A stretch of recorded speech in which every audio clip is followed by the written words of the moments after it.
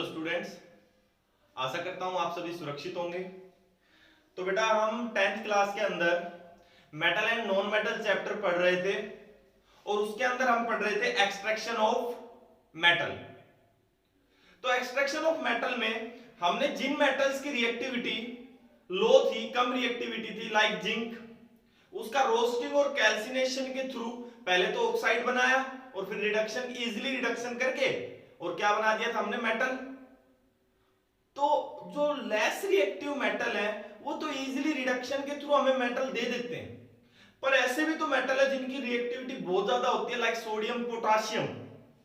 तो इनको हम easily by adding suitable reducing agent separate नहीं कर सकते हैं, एक्सट्रैक्ट नहीं कर सकते हैं। एट दैट मोमेंट हमें क्या करना पड़ता है, इलेक्ट्रोलाइटिक रिडक्शन। क्या करते हैं हम इस ऐसे केस में, electrolytic reduction. Electrolytic reduction, please ध्यान से देखना बेटा, बिल्कुल इजी है और नहीं होगी तो कर दूंगा। अरे यही तो काम है टीचर का, हार्ड चीज को आसान बनाना। बनाना बोले तो केला। हाँ तो बेटा आ जाओ, इलेक्ट्रोलाइटिक रिडक्शन की बात करते हैं।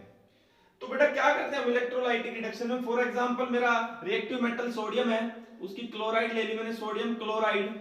मैं क्या करता हूं, इसके अंदर से करंट पास कर देता हूं। क्या पास कर देता हूं, करंट, या बोल सकते हैं इलेक्ट्रिसिटी पास कर देता हूं। तो क्या मिलता है मेरे को, सोडियम मिलता है प्लस क्लोरीन गैस निकल जाती है। क्या निकल जाती है, क्लोरीन गैस निकल जाती है। अब जो सोडियम मेटल मिला, बैलेंस कर ले इसको पहले, 2 बैलेंस। तो ये इतनी इजीली थोड़ी ना मिला होगा, सीधा सोडियम मिल गया। कैसे हुई ये प्रोसेस, क्या हुआ इसके अंदर, वो चीज सिखाता हूं आपको। देखो ये सोडियम क्लोराइड है ना, कभी भी सोडियम क्लोराइड आयनाइज होता है, किसमें, सोडियम पॉजिटिव में और किसमें, क्लोरीन नेगेटिव में। सही है भाई, सोडियम पॉजिटिव में और क्लोरीन नेगेटिव में। तो सबसे पहली बात बताता हूं मैं, जो ये सोडियम पॉजिटिव बना, ये क्या करता है बेटा, एक इलेक्ट्रॉन गेन करता है। सही है, इलेक्ट्रॉन गेन करता है और क्या बना देता है, सोडियम बना देता है। आपको याद हो मैंने एक डेफिनेशन बताई थी, gain of electron. Gain of electron का मतलब क्या होता है, रिडक्शन। क्या होता है बेटा, रिडक्शन। तो क्या हो रहा है यहां पर, सोडियम गेन ऑफ इलेक्ट्रॉन करके, रिडक्शन करके खुद को क्या बना रहा है, सोडियम बना रहा है। सही है भाई। दूसरा क्या होता है, जो मेरा क्लोरीन नेगेटिव था वो क्या करता है, अपने अंदर से इलेक्ट्रॉन लॉस करके क्लोरीन गैस बना लेता है। ठीक है ना भाई, क्या बना लेता है, क्लोरीन गैस। अब इधर आप देखोगे सर, इधर Cl2 2 क्लोरीन है, तो पक्का यहां पर भी कितने क्लोरीन रहे होंगे, 2 क्लोरीन। तो इलेक्ट्रॉन भी कितने लिए होंगे, 2। एक क्लोरीन 1 इलेक्ट्रॉन लेता है तो 2 कितने लेंगे, 2 इलेक्ट्रॉन। सही है भाई।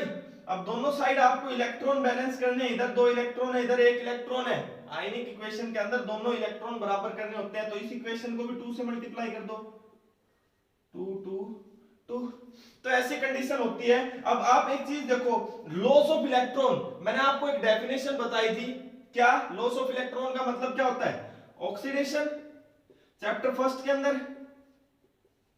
सही है ना भाई। गेन ऑफ इलेक्ट्रॉन क्या हो जाता है, reduction, and loss of electron क्या हो जाएगा, ऑक्सीडेशन। इधर आ जाओ, एक चीज और बताई थी आपको, मैंने बताया था रेड कैट, लाल बिल्ली, रेड कैट, मतलब रिडक्शन हो रहा है कैथोड पर। तो कैथोड पर रिएक्शन, रिडक्शन हो रहा है, मतलब ये रिएक्शन कहां हो रही है, कैथोड पर।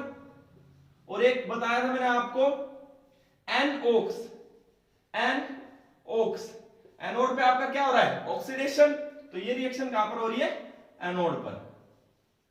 तो इस तरह से हम करते हैं इलेक्ट्रोलाइटिक रिडक्शन, और इलेक्ट्रोलाइटिक रिडक्शन के थ्रू मुझे क्या मिल जाता है, सोडियम, और क्या मिल जाती है, क्लोरीन गैस।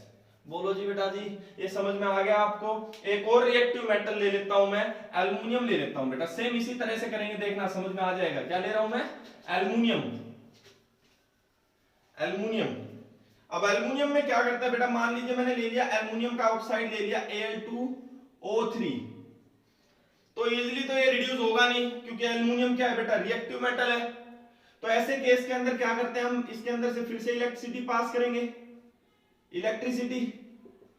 सही है भाई।